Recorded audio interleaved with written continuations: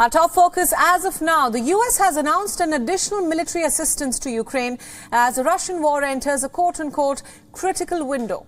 The military resources worth $800 million include heavy artillery, howitzers and drones. Listen in. Today, I'm announcing another $800 million to further augment Ukraine's ability to fight in the east, in the Donbas region. This package includes heavy artillery weapons, dozens of howitzers, and 144,000 rounds of ammunition to go with those howitzers. It also includes more tactical drones.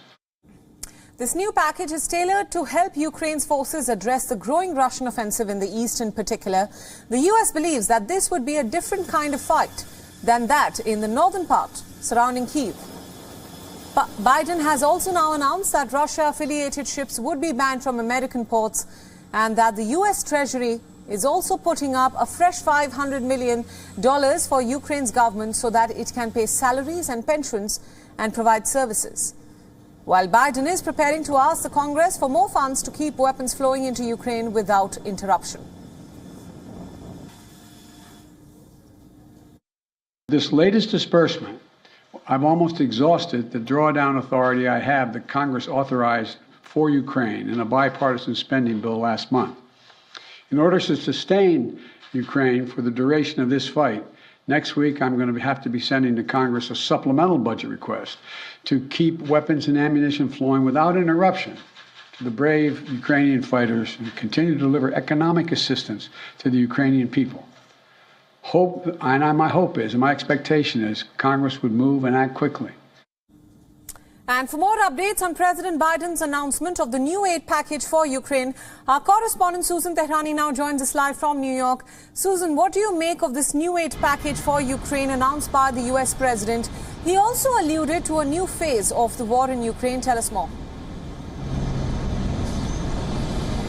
That's right, Priyanka. Really an indication that the president believes that this war is going to be a long war, and the urgency of providing this kind of military aid to the Ukrainians, one package after the other, really indicates that. And talking about the soundbite that you just played about that drawdown, what that indicates is basically Congress needs to approve more money after this drawdown to buy new weapons from weapon manufacturers, because weapons and equipment from the U.S. inventory to send to Ukraine right now is basically now done with the budget that the president has approved from Congress. So that's why he's going to go to Congress, ask for a new budget for more weapons to be purchased from manufacturers, really again indicating that he believes that this is an ongoing fight. It's entering a new stage, and the urgency of the matter according to this administration. And also it indicates that perhaps he's really going and abiding by those who are saying that he should pay more attention to his critics here at home as well. Remember that we are very close to the midterms. President has been criticized for not providing enough and doing enough fast enough for Ukraine. So this announcement also plays in line with that, although he did mention that he wanted to really focus on domestic issues right now. He did also say that we didn't want Putin, quote, Putin is banking on us to lose interest. Once again, we're going to prove him wrong. We don't want him to think that we're doing that. Right. Now, Susan, let's talk about the war in general. President Biden said that Vladimir Putin has been unable to meet his goals in this ongoing war, or his ambition for that matter, when it comes to Ukraine. This conflicts essentially with the devastating impact and the stories that we see emerging from Ukraine. So what's he talking about?